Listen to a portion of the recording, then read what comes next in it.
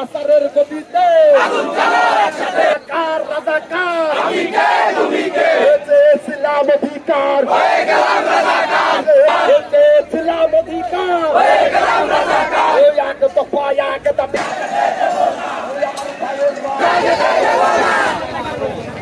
চলে যান তাইলে তো হবে না।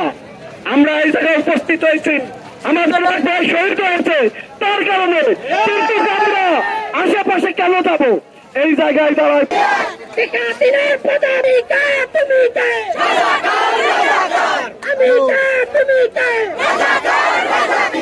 তুমি